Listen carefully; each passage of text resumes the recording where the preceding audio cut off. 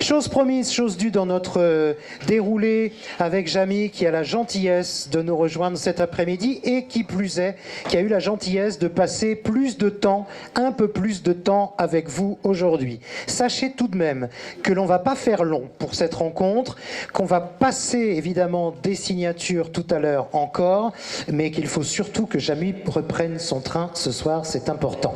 Voilà. Alors, merci Jamy. On va se dire quelques mots. Puisque vous êtes au Havre, Jamy, moi je voulais lancer, avant de parler de ce livre, Mon Tour de France des curiosités naturelles et scientifiques, paru aux éditions Stock, puisque vous êtes au Havre, on vous a sûrement vu tout en haut du pont de Normandie il n'y a pas longtemps, et moi j'ai vu un Jamy impressionné comme jamais. C'est vrai. Ouais, voilà, c'est vrai. En général, je ne cache pas mes émotions. Et j'avais déjà fait une émission sur le pont de Normandie. C'était en 1997, me semble-t-il. Et à l'époque, c'est Fred qui était grimpé au sommet du pilier. Et ça me manquait un peu. Donc, cette fois-ci, c'est moi qui y suis allé, et je vous avoue que je ne sais pas si parmi vous certains ont eu l'occasion de monter au sommet de ces piliers, mais il y a un panorama magnifique. On rêve d'être un oiseau quand on est à ce niveau. On découvre l'estuaire qui est majestueux. C'est... Voilà, quand je vous le raconte, je m'y revois totalement. J'ai l'impression d'être sur la plateforme qui est toute petite, hein, qui fait 1m50 par 1m50. Il y a beaucoup de vent et c'est une vraie récompense parce que je n'ai pas compté les marches. On commence par un ascenseur et puis on finit par des échelles. C'est long, très long. Mais quand on arrive en haut, c'est magnifique. Voilà. Alors, Jamy, nous vous recevons aujourd'hui, je le disais, pour ce livre paru aux éditions Stock, Mon Tour de France des curiosités naturelles et scientifiques. Ce sont, attention, des endroits que vous avez beaucoup aimés. Ils ne sont pas tous là. Ce sont des lieux, ce sont des endroits franchement dans toutes les régions de France que vous avez aimés particulièrement, qui vous permettent bien sûr de revenir sur de grands thèmes scientifiques, comme vous les aimez tant, mais aussi qui vous permettent, j'allais dire, de vous lâcher dans l'écriture. Vous nous livrez véritablement vos passions, vous nous faites vivre ces lieux et ces monuments que vous avez parcourus. C'est vrai, en fait ce sont 16 lieux et 16 lieux qui ont compté dans mon appétence pour la science. Et j'avais envie de faire de la pédagogie, mais pas que. J'avais surtout envie de raconter ces lieux à travers le prisme de la science. Raconter la science comme on raconte d'autres histoires. On dit très souvent que la science c'est un peu froid. Eh bien je voulais justement montrer le contraire. Et je me suis aperçu que c'était plus facile avec des mots qu'avec des images. Les images, vous savez, ça passe très vite. Quand on fait une émission de télévision, on n'a pas le temps de s'arrêter quelque part, de s'arrêter sur une image. Avec des mots, eh bien, on peut faire ce que l'on veut avec des mots. On peut permettre au lecteur d'imaginer. On peut assaisonner finalement ce qui va nourrir le lecteur. Et j'avais vraiment envie, moi, de ces mots pour qu'on puisse imaginer ce que j'avais ressenti. Parce que la science, bien sûr, ce sont des formules, ce sont des explications, c'est de la pédagogie, mais c'est aussi des sensations, des émotions. Et à chaque fois que je raconte une histoire de science, c'est à chaque fois une émotion. Et je voulais absolument mêler pédagogie et émotion. Pas faire de 2 pages où j'arrive, je décris un paysage extraordinaire, et puis ensuite 2 pages d'explication. Non, je voulais que les deux soient en permanence entremêlés. J'imagine que le choix n'a pas été simple. Mais puisque je vois dans l'assistance, ben voilà aussi des enfants, des jeunes, si l'on prenait, Jamy, 1 ou 2 exemples. Alors comme ça, Jamy, on peut baptiser un dinosaure. Oui, on peut. 1, 2, 1, 2. Oui, on peut baptiser un dinosaure. En fait, on peut baptiser un dinosaure comme on baptise une plante.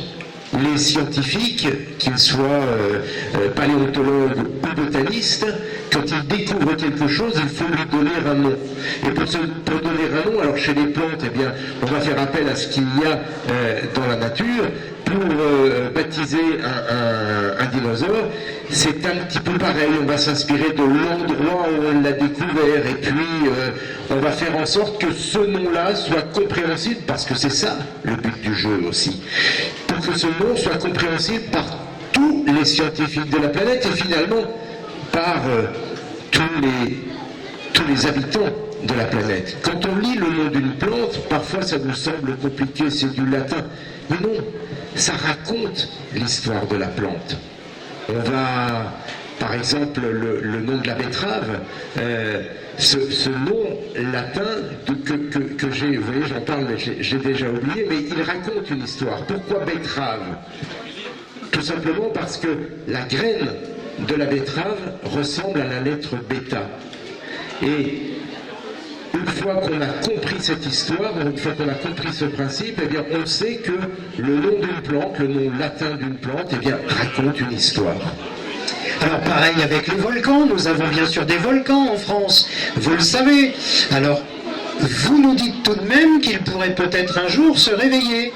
Alors tout à l'heure, j'ai croisé les Clermontois qui étaient en vacances au Havre et qui vivent à côté du Puy-de-Dôme. Évidemment, ces volcans sont sous haute surveillance. Alors, moi je me souviens quand j'étais petit, on me disait non, ils sont seulement endormis. Et c'est vrai, mon instituteur avait raison, ils sont peut-être qu'endormis. Qu'est-ce qu'on entend par là? En général, les volcanologues estiment qu'un volcan est définitivement éteint, mais c'est une estimation. Lorsqu'il n'est pas entré en éruption pendant 10 000 ans. Or, il se trouve que les derniers volcans de la chaîne du Puy-de-Dôme sont entrés en éruption il y a 6 000 à 7 000 ans. Donc, il y a encore un petit peu de marge.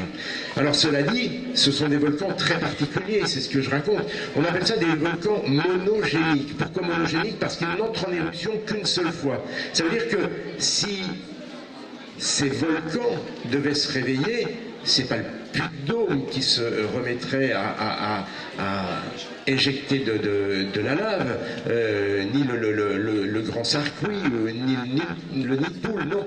Ce serait une éruption qui aurait lieu à un autre endroit. Et les volcanologues estiment que c'est dans le domaine du possible. Attention, ils ne disent pas « ça va se produire », ils disent « ça pourrait peut-être se produire » parce que les dernières études qu'ils ont faites leur ont permis de découvrir que finalement la chambre magmatique qui alimente certains volcans, le Grand Sarkoui et le Puy-de-Dôme notamment, eh bien c'est la même chambre magmatique et d'après leurs estimations, la lave, le magma, puisque lorsque c'est dans le sol on parle de magma, eh bien le magma ne se serait pas totalement refroidi depuis les dernières éruptions. Voilà pourquoi ils estiment qu'aujourd'hui, eh bien, oui, ça pourrait peut-être se produire.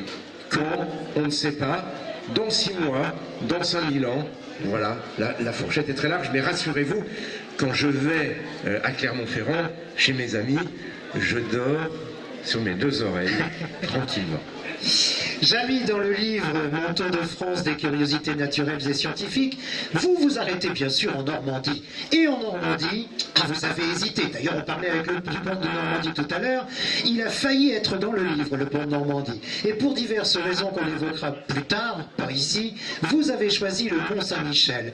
Mais pas n'importe quel Mont Saint-Michel. Je m'explique. Bien sûr qu'il n'y en a qu'un. Mais il y a façon de le voir. Ouais, comme beaucoup d'entre vous, j'ai une histoire avec le Mont-Saint-Michel. La première fois que je l'ai vu, j'avais 14 ans, c'était un voyage scolaire, et je me souviens, je le raconte, je suis arrivé au pied du Mont-Saint-Michel, on est descendu du bus et je me suis retrouvé devant un mur. Ça ne ressemblait absolument pas à l'image du Mont-Saint-Michel qu'il y avait dans mes livres de géographie. Et en fait, le vrai Mont-Saint-Michel, je l'ai découvert bien plus tard, avec ses pas sorciers, et puis ensuite avec le monde de Jamy. Le Mont Saint-Michel, pour moi, il faut le voir depuis l'extérieur. Et il y a une espèce de jouissance quand vous êtes le matin du côté de Saint-Vin-Léonard, que vous êtes au bord de la baie, seul, assis dans les prés salés. Il est 10 heures du matin,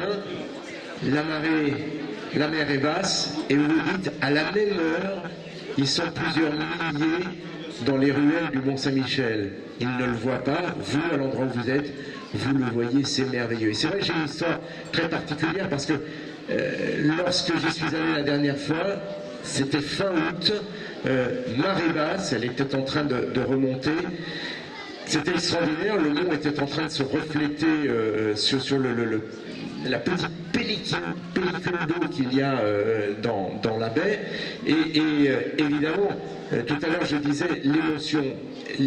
J'ai pris le Mont-Saint-Michel pour raconter l'histoire des marées, bien évidemment, parce que ce sont parmi les plus belles marées de la planète. Mais vous voyez bien que pour raconter ces histoires de marées, si on a eu les pieds dans la baie du Mont-Saint-Michel, ça prend un tout autre sens. Et c'est ce que j'avais envie de raconter, moi. C'était de partir de cette expérience, de voir la mer se retirer et prendre le temps de la voir se retirer. J'y suis resté des heures. Et prendre le temps de la voir remonter. Moi, je dis aujourd'hui, prenez le temps de faire ces choses. Appréciez-les. Là, vos sens fonctionnent. Et c'est lorsque vous voyez tout cela que vous vous posez la question, mais comment cette mer fait-elle pour reculer de 10-15 km et remonter ensuite? Et c'est là où vous regardez le ciel. Les premiers pèlerins regardaient le ciel pensant que c'était le divin qui ouvrait la mer. Aujourd'hui, les scientifiques savent que c'est la lune et le soleil. On lève toujours les yeux au ciel pour comprendre, mais on ne regarde pas la même chose. Et voilà la petite histoire que j'avais envie de raconter. Et vous avez répondu quasiment à la question suivante que j'allais vous poser, qui était de savoir s'il fallait beaucoup contempler, beaucoup observer, prendre le temps pour cela, pour rêver aussi. Alors, c'est vrai que c'est un de mes traits de caractère. Oui, je dis souvent quand on me demande de me qualifier que je suis un peu un contemplatif. Ben oui, j'aime m'asseoir quelque part, j'aime m'ennuyer quelque part. Quand je visite, que ce soit en France ou à l'étranger, je commence à considérer que je connais bien l'endroit quand je commence à m'y ennuyer. Et je commence à ressentir ce qui se passe dans ces lieux quand je commence à m'y ennuyer. C'est là où notre regard commence à se départir de tous les artifices et on commence à ressentir vraiment ce qui se passe à l'endroit. Ce que c'est que l'atmosphère, la chaleur ou le froid, l'humidité, les gens. Voilà, mais il faut aller jusque-là, sinon on reste en surface. Dernière question, Jamy, pour terminer cet entretien. Je reste en surface. Certains parmi vous sont sûrement beaucoup plus rapides que moi. Moi, j'ai besoin de ce temps. Voilà. Pour terminer cet entretien, je voulais juste savoir, Jamy, si le plaisir était le même d'apprendre que de transmettre. Alors, c'est un espèce de cocktail. Moi, je prends d'abord du plaisir quand j'apprends.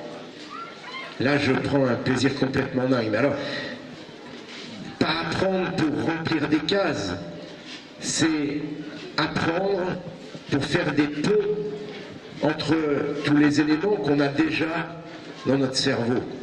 C'est acquérir des connaissances pour permettre, des connaissances de science par exemple, moi qui me permettent de faire des ponts entre les connaissances que je peux avoir en histoire, en géographie, tous les thèmes tout ce que l'on a déjà emmagasiné. Voilà, on apprend pour en emmagasiner plus, mais faire des ponts entre toutes ces notions. Donc, voilà, ça c'est le premier plaisir. Et le deuxième plaisir, c'est de transmettre, mais pas transmettre pour transmettre, c'est transmettre le plaisir que j'ai eu à apprendre. C'est pour ça que je passe beaucoup de temps quand j'explique quelque chose, quand je prépare une explication, que ce soit pour la télévision ou pour ce livre, je passe beaucoup de temps à trouver les bons mots, les bonnes images qui reflètent exactement ce que j'ai appris et ce que j'ai ressenti au moment où j'ai compris. Voilà, on vous retrouve, Jamy, bien sûr à la télévision, Le Monde dans Jamy, Comme une envie de jardin.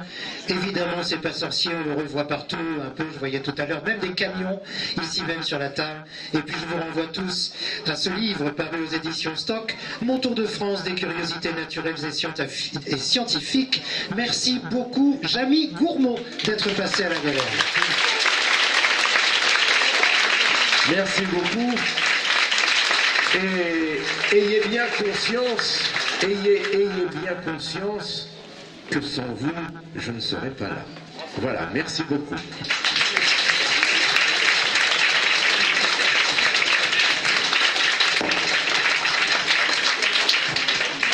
Alors nous allons reprendre les signatures où nous les avons laissées, en vous rappelant qu'il nous faut tout cet endroit pour passer, pour repartir, pour ressortir. Voilà. Alors monsieur, je vous en prie. Et qu'on va faire, on va essayer de faire des petits mots très rapides. Hein, je suis désolé. 1, 2, 1, 2, on m'entend. Je suis désolé, vous êtes très nombreux. C'est vrai que j'aurais aimé mettre un petit mot très personnel à chacun d'entre vous. Mais étant donné que vous êtes très nombreux, pour que chacun reparte avec un petit quelque chose, bien, je me contente vraiment de votre prénom et de ma signature. Veuillez m'en excuser, mais je le fais pour que tout le monde reparte avec quelque chose. Merci beaucoup.